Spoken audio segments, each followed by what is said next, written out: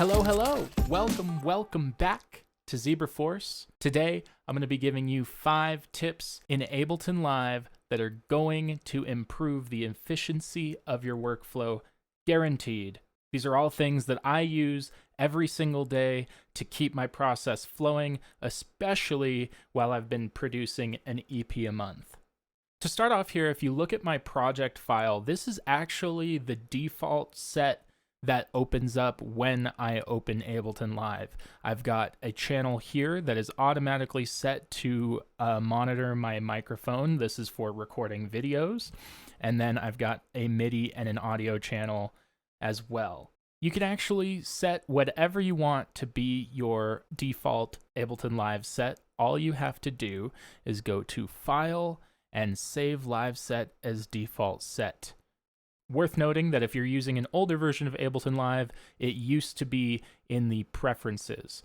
Number 2, if you are working on a laptop or an otherwise underpowered computer, you might notice that when you're halfway through a project, your CPU might be getting overloaded. And you can actually see your CPU usage up here in the top right corner. You can see I'm hovering at 3 and 4%.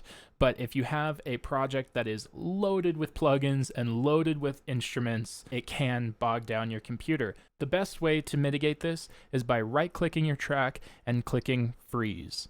This is going to lock that channel so that you can't edit MIDI, but it uses significantly less CPU usage.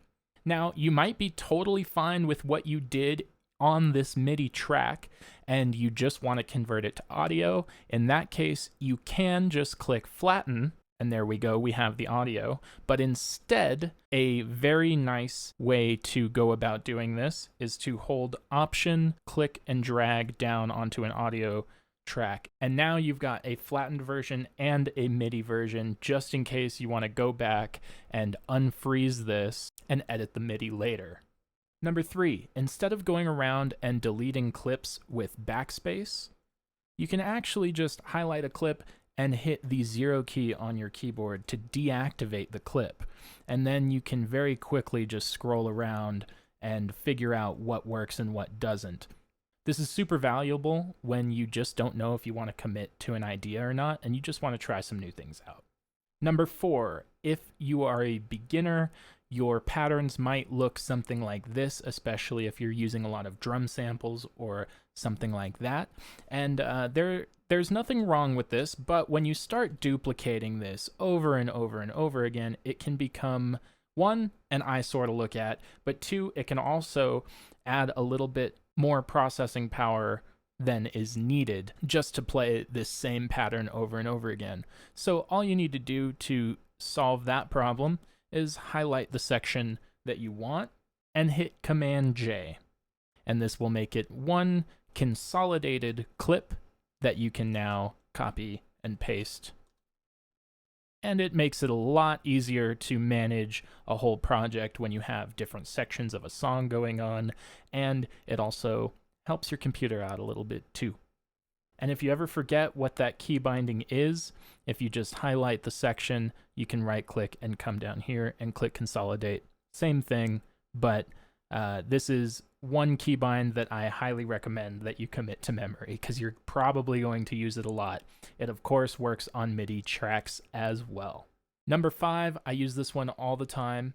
If you are automating your panning or volume controls at all in your song, it is extremely helpful to do it on a utility instead of doing it on the main track. This way, you can have all of your creative panning and all of your creative volume automation here on the utility. And then when you go to do more mix type stuff, or you're like, wow, this track is too loud, it needs to come down, but you don't want to change all of your automation, you can just do it here on your main track and not affect your automation. Your automation is over here on the utility. Super valuable and saves you a ton of time.